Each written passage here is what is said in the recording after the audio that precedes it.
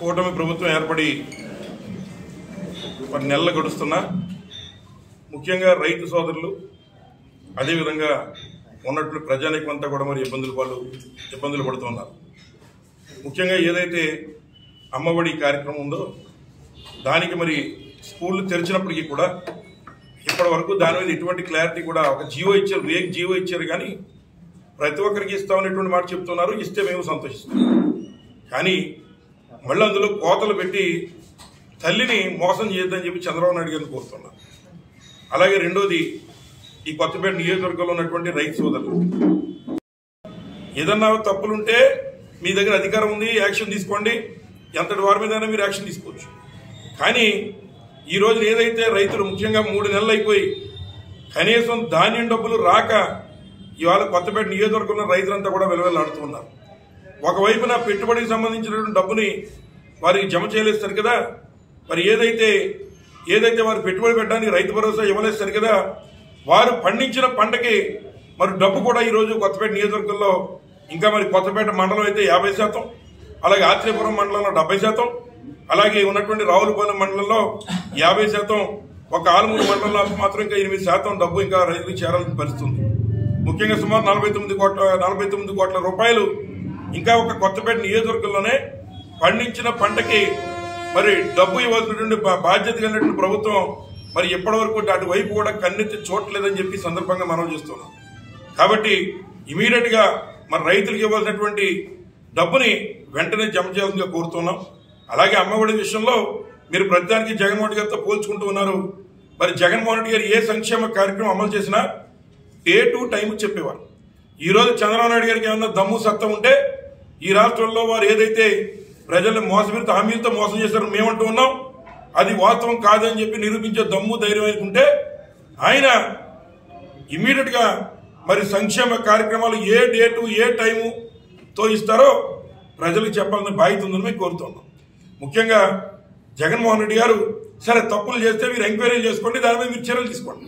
కానీ జగన్మోహన్ రెడ్డి గారు మరి ఏదైతే ప్రజలకు జవాబుదారీగా ఎవరికి ఎప్పుడు డబ్బులు వేస్తారో మరి ఒక డే టు టైము క్యాలెండర్ చెప్పి చేశారు.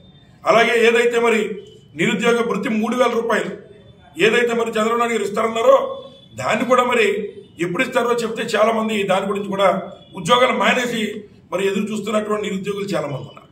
ఇవన్నీ ఒక అంశం. ఇవన్నీ మరి వైఎస్ఆర్ కాంగ్రెస్ పార్టీ తరఫున కొత్తపేట నియోజకవర్గం తరఫున మేము డిమాండ్ చేస్తున్నాం. మీరు day to time Jaganmohan Reddy గారు మీరు మాటనే ముందు ఆయన మీరు ఒకటంటే మిమ్మల్ని 3 ఏళ్ళు చూపిస్తున్నాయి. ఆ 3 ఏళ్లలో మీరు ప్రజలకు మంచి జరిగే విధంగా మీరు సంక్షేమ కార్యక్రమాలు అమ్మఒడి ఎప్పుడు ఇస్తున్నారు, రైతు భరోసా ఎప్పుడు ఇస్తున్నారు, అలాగే నిరుద్యోగ వృత్తి ఎప్పుడు ఇస్తున్నారో దాని మీద మీరు రాష్ట్ర ముఖ్యమంత్రిగా దృష్టి పెట్టాలి తప్ప తెల్లవారులు వేస్తే క్యారెక్టర్ అసాసినేషన్ చేయడమో లేదా ఉన్నటువంటి నాయకులు కించపరిచే విధంగా కార్యక్రమాలు చేయడం మీదే ఈ రాష్ట్ర ప్రభుత్వం మరి దృష్టి పెట్టిందని మేము భావిస్తున్నాం. కేవలం డైవర్షన్ పాలిటిక్స్ అంటే ప్రజల యొక్క దృష్టిని మరల్చడానికి వారికి ధాన్యం డబ్బు జమ చేసేటువంటి శక్తి లేనటువంటి ప్రభుత్వం, దాని మీద దృష్టి పెట్టలేనటువంటి ప్రభుత్వం, సంక్షేమ కార్యక్రమాలు అందించలేనటువంటి ఈ ప్రభుత్వం కేవలం డైవర్షన్ పాలిటిక్స్ తో ఇవాళ క్యారెక్టర్ అసాసినేషన్ కార్యక్రమాలు చేస్తూ మరి ప్రజలకి రావాల్సిన లబ్ధి రాకుండా మరిన్నిసార్లు మన ఎన్నికల మోసం చేశారు, మళ్ళీ వారిని మోసం చేస్తున్నారు. కాబట్టి ఇమీడియట్ గా దాని మీద మరి వారు ప్రతిస్పందించాలని కోరుతున్నాం. ఒకటి. రెండోది, కొత్తపేట నియోజకవర్గంలో మీ అందరికీ కూడా తెలుసు భౌగోళికంగా మరి ఇసుక రీచ్లు ఎక్కువ ఇక్కడ ఉన్నటువంటి పరిస్థితి. సరే చంద్రబాబు నాయుడు గారు చెప్పారు మేము ఇసుక ఉచితంగా ఇస్తున్నాం అన్నట్టు మాట చెప్పారు. మరి ఇసుక ఉచితంగా ఇచ్చేటువంటి వారు మరి ఏదైతే చెప్తున్నారో అది వారు గదుల్లో కూర్చొని చెప్పేటువంటి మాట. ఇక్కడ కొత్తపేట నియోజకవర్గంలో జరిగేటువంటి విషయాలు మరి మీకే తెలుసు. ఇవాళ కూటమిలో ఉన్నటువంటి వారు మరి ముఖ్యంగా ఇసుకని అడ్డంగా దోచు తినేస్తున్నారని చెప్పి సందర్భంగా మనం చేస్తున్నాం. గతంలో మరి సెల్ఫీలు తీసుకున్నటువంటి చంద్రబాబు నాయుడు గారు మరి అలాగే సత్యేంద్రరావు గారు మరి ఇవాళ వచ్చి సెల్ఫీలు తీసుకోవాలని నేను కోరుతున్నా. ఎందుకంటే మరి ఉదాహరణకి తెలియజేస్తే ఏదైతే మల్లాయతోటి దగ్గర ఉన్నటువంటి మరి స్టాక్ పాయింట్ ఉందో ఆ స్టాక్ పాయింట్ లో ఇప్పుడు మీరు వెళ్ళి చూడండి.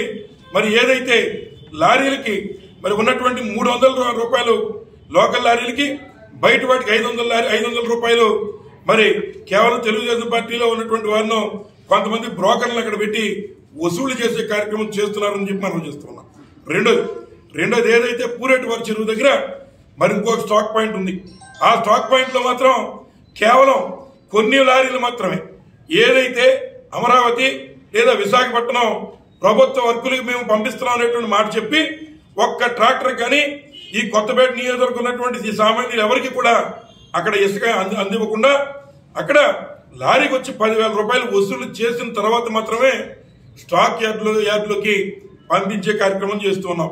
మరి గతంలో స్టేట్మెంట్లు ఇచ్చి ఓదరగొట్టి ఏదైతే ఆ రోజు మరి యొక్క వరద సమయాల్లోని ఈ రోజు ఇసుక అందుబాటులో ఆన్లైన్ లో పంపించిన లిస్టులకి అక్కడ విఆర్ఓలు మరి సంతకాలు పెట్టించిన లిస్టులకి కూడా 950 టన్నులు ఇప్పటికీ మరి వ్యత్యాసం కనిపిస్తూ ఉంది.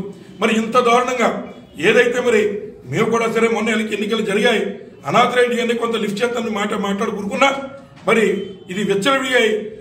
ముఖ్యంగా ఏదైతే కొత్తపేట నియోజకవర్గం ఉన్నట్టు సామాన్యులకి మరి ఇసుక అందుబాటు కాకుండా వాళ్ళని ఎవరిని రానివ్వకుండా మరి కేవలం పెత్తందారులు కొంతమందికి మాత్రమే ఇచ్చే విధంగా అది కూడా బయట విశాఖపట్నం మళ్ళీ అదేవిధంగా విజయవాడ అమరావతికి గవర్నమెంట్ ఆర్డర్ ప్రకారం తరలిస్తున్నామని చెప్పడం జరిగింది. సంబంధిత అధికారులని అడిగితే అటువంటి ఆర్డర్స్ ఏమీ లేవని చెప్పారు. లేనప్పుడు మీరు ఎందుకు రెస్ట్రిక్ట్ చేస్తున్నారు? కొత్తపేటలో ఉన్నటువంటి సామాన్యులు ఇసుకను పట్టుకెళ్ళడానికి వారి దగ్గర అదనంగా 10,000 రూపాయలు లారీకి వచ్చి మీరు చేస్తున్న కలెక్షన్ ఏంటో మరి చెప్పాలని చెప్పి సందర్భంగా కోరుతున్నాం. ఒకవేళ మరి వారు కూడా ఇవన్నీ చేయడంలో విఫలమైతే తప్పనిసరిగా వైఎస్ఆర్ కాంగ్రెస్ పార్టీ తప్పనిసరిగా కొత్తపేట నియోజకవర్గ ప్రజల వెనకాల ఉంటాం.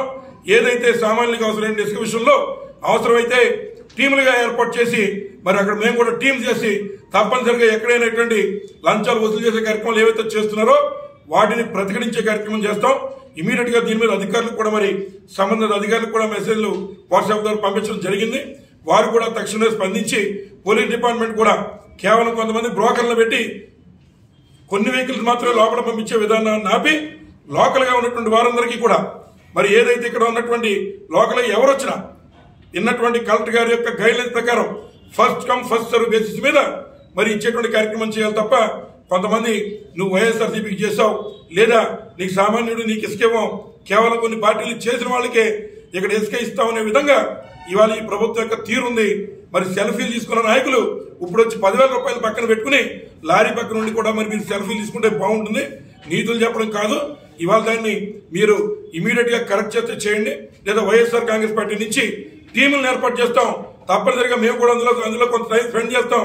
కొత్తపేట నియోజకవర్గం సామాన్యులందరికీ కావాల్సినటువంటి ఇసుకనే వారు చేయకపోతే మేము దగ్గరుండి వచ్చిన ప్రతి రాళ్ళని కలెక్టర్ గైడ్లైన్స్ ఫాలో అయ్యి ఇప్పించి ఏర్పాటు చేస్తామని ఈ సందర్భంగా తెలియజేస్తాం.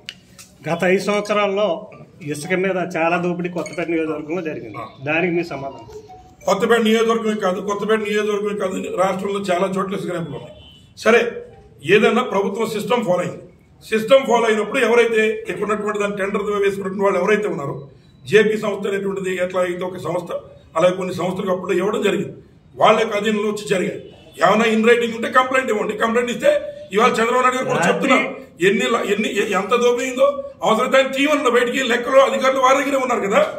లెక్కల అధికారులు వారి దగ్గరే ఉన్నాయి. కొత్తపేట నియోజకవర్గంలో రాత్రి 6 గంటల నుంచి తెల్లవారుజామున వరకు కూడా ఖచ్చితంగా కూడా మీ అనుయులు కొంతమంది ఇసుక తోలేవారు. అందరికీ ఎవరు వెళ్ళినా కంప్లైంట్ కూడా అసలు అధికారులు కంప్లైంటే తీసుకునేవారు కాదు. అసలు దీని మీద మీ సమాధానం? అసలు అధికారులు కంప్లైంట్ తీసుకునేది మాట మీరు ఆ రోజు వచ్చి చెప్తే చెప్పుకున్నాము. ఆ రోజు కూడా చెప్పాము మేము అందరం కూడా. వాస్తవమైన విషయాలు మీకు ఏదైతే ఇవాళ పోలవరం టెండర్ పిలిచారు అక్కడ కాంట్రాక్టర్ చేసుకుంటాడు.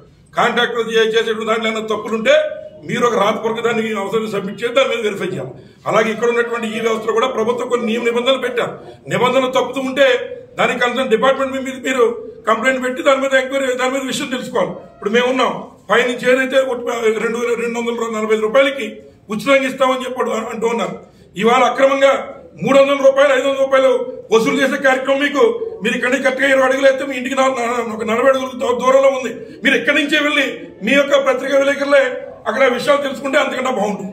జరిగిపోయిన వాటి మీద ఏదైనా ఉంటే నేను తప్పనిసరిగా ప్రస్తుత ప్రభుత్వంలో మేము లేవు. నేను అధికారంలో వచ్చి మీరు అడిగితే చెప్పుకునేవాడు. కానీ ఇప్పుడు మేము అధికారులు మేము చెప్పిన నెంబర్ కనుక రికార్డులన్నీ వారి దగ్గర ఉన్నాయి కనుక వెరిఫై చేసుకోమనండి. ఎక్కడ ఎటువంటి తప్పు జరిగినా దాని మీద ఎంక్వైరీ చేయమనండి. ఎటువంటి అభ్యంతరం లేదు. కానీ ప్రస్తుతం జరుగుతున్నటువంటి దాని మీద మీకు 1 కిలోమీటర్ దూరంలోనే ఉంది. మీకేమన్నా అన్ని ప్రశ్నించేటువంటి విధానంగా ఉన్నారు కనుక మీరు ఎక్కడి నుంచే వెళ్ళినా సరే వీడియో తీసుకుంటే మీకు అన్ని విషయాల్లో క్లారిటీగా ప్రత్యక్షంగా వస్తాయి. అంచేత ఇవాళ పెట్టిన విధానం ఎవరికైనా సామాన్య ఇసుక ఇచ్చే విధానం అని చెప్పారు. అమలు చేయండి. గతంలో విధానం ఏంటి? ఏదో 1-2 సంవత్సరాలకు ఎలా అయితే పోలవరం టెండర్ పిలిచి ఇచ్చారో అలాగే ఇసుక మీద కూడా టెండర్ పిలిచి ఇచ్చారు. అప్పుడు ప్రభుత్వ విధానం. ఆ విధానంలో లోటుపాట్లు ఉంటే మీరు సంబంధిత అధికారులని మీరు ప్రశ్నించవచ్చు, అడగచ్చు.